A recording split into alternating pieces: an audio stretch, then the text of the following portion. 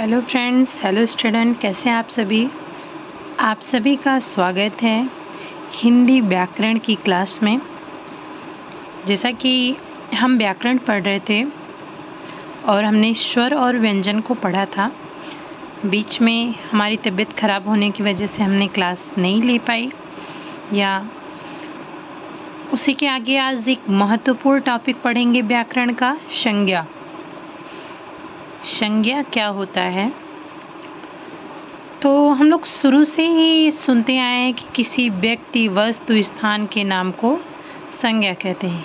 एक जनरल सी जो उसकी परिभाषा है, एक सामान्य परिभाषा है, किसी वस्तु के नाम को, किसी व्यक्ति के नाम को, किसी स्थान के नाम को या किसी के नाम को संज्ञा कहते हैं। लेकिन आज कुछ अलग पढ़ते हैं हम लोग। जानते तो आप लोग हैं संज्ञा,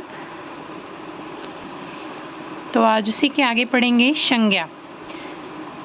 संज्ञा का अर्थ है नाम। संज्ञा का अर्थ है नाम। संसार में जितने भी व्यक्ति या वस्तुएं हैं, उनका कोई ना कोई नाम अवश्य होता है। अगर इस संसार में कोई वस्तु है, कोई वस्तु यहाँ पर विद्यमान है, तो उसका कुछ न कुछ या कोई न कुछ न नाम से उसे हम ज़रूर संबोधित करेंगे। बिना नाम की कोई वस्तु नहीं होगी। जैसे मोहन, सोना, मोर, वाराणसी, को क्रोध, प्रेम, ये सब प्राणी, पदार्थ, पक्षी, स्थान, भाव आदि के नाम। अतः नाम का दूसरा नाम संज्ञा है। अगर किसी का नाम है तो हम उसे क्या कह सकते हैं कि वह संज्ञा है। नाम नहीं है तो संज्ञा नहीं है।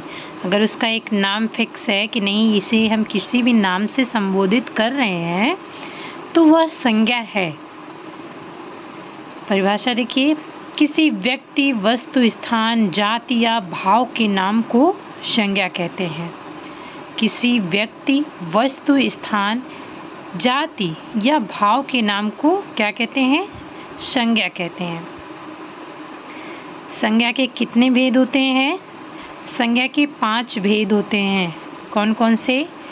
व्यक्तिवाचक संज्ञा, जातिवाचक संज्ञा, भाववाचक, समूहवाचक, द्रव्यवाचक। ये संज्ञा के 5 भेद हैं, जिसमें पहला है व्यक्तिवाचक संज्ञा। हम पढ़ेंगे कि व्यक्तिवाचक संज्ञा क्या होती है। जिस शब्द से किसी एक ही व्यक्ति, वस्तु, स्थान का बोध हो, उसे व्यक्तिवाचक संज्ञा कहते हैं। क्या होता है व्यक्तिवाचक संज्ञा? जिस शब्द से किसी एक ही व्यक्ति, वस्तु, स्थान का बोध हो, उसे व्यक्तिवाचक संज्ञा कहते हैं। जैसे राम, गंगा, पटना, कलकत्ता। जैसे राम नाम रखने को हम रख देते हैं कि राम, लेकिन नाम किसके आधार पर रख रहे हैं? पुरुषोत्तम राम, वो एक ही थे राम। गंगा कहीं भी हो, किसी भी देश में, किसी भी ज़िले में हो, लेकिन उनका एक ही नाम होता है गंगा। वो गंगा नाम से ही जानी जाती हैं। पटना, ये स्थान का नाम है, तो स्थान एक ही है पटना के नाम का। कलकत्ता, ये भी स्थान का नाम है, कलकत्ता भी एक ही है। तो ये सब क्या है? व्यक्तिवाचक संज्ञा। किसी एक का ही बोध होता है। जैसे किसी एक व्यक्ति, स्थान या वस्तु का एक हो, उसे हम व्यक्तिवाचक संज्ञा कहते हैं। नीचे देख लीजिए, डिमसिल्स के अनुसार व्यक्तिवाचक संज्ञाएं निम्नलिखित रूपों में पाई जाती हैं। डिमसिल्स के अकॉर्डिंग है कि व्यक्तिवाचक संज्ञाएं निम्नलिखित रूपों में पाई जाती हैं। जैसे व्यक्तियों के नाम, व्यक्ति का अगर नाम है तो श्याम, हरि, सुरेश, राम, कुछ भी नाम हो सकता है। दिशाओं के नाम, पूर्व, पश्चिम, उत्तर, दक्षिण, पूरब, पश्चिम, दक्षिण, ये दिशाओं के नाम हैं। देशों के नाम, भारत, जापान, चीन, पाकिस्तान, बांग्लादेश देशों के नाम, ये सब एक ही हैं। देशों के नाम हो गया। अगला देखिए, राष्ट्रीय जातियों के नाम, भारतीय, रूसी, अमेरिकी, जापानी, चीनी, बंगाली, ये सब क्या है? राष्ट्रीय जातियों के नाम हैं जिन्हें व्यक्तिवाचक संज्ञा के रूप में जाना जाता है। फिर समुद्रों के नाम, काला सागर, भूमध्य सागर, हिंद महासागर, ये सब क्या है? समुद्र के नाम हैं। नदियों के नाम, गंगा, यमुना, कावेरी, सिंधु, ये सब नदी हैं। पर्वतों के नाम, हिमालय, विंध्याचल, अलकनंदा, कंचनजंगा। नगरों, चौकों और सड़कों के नाम, वाराणसी, गया, चांदनी चौक, हरिशन रोड, अशोक मार्ग। ठीक। पुस्तकों तथा समाचार पत्रों के नाम, रामचरितमानस, रामायण, ऋग्वेद, धर्मयुग, इंडियन नेशन, उदंड मार्दंड, ये क्या है? पुस्तक तथा समाचार पत्रों के नाम। इन सभी को व्यक्तिवाचक संज्ञा कहा जा सकता है। उदंड मार्दंड क्या है? उदंड मार्दंड हिंदी का प्रथम समाचार पत्र है जिसके संपादक पंडित युगल किशोर हैं। उदंड मार्दंड हिंदी का प्रथम समाचार पत्र है। ये प्रश्न पूछता है कि हिंदी का प्रथम समाचार पत्र कौन सा है तथा इसके संपादक कौन है। तो हिंदी का प्रथम समाचार पत्र उदंड मार्दंड है। इसके संपादक पंडित युगल किशोर हैं। ठीक है। ऐतिहासिक युद्धों और घटनाओं के नाम, पानीपत की लड़ाई, सिपाही विद्रोह, अक्टूबर क्रांति। दिनों और महीनों के नाम, सोमवार, मंगलवार, शनिवार, जनवरी, फरवरी, मार्च, कुछ भी। त्योहारों और उत्सवों के नाम, होली, दीपावली, विजयदशमी, रामनवमी।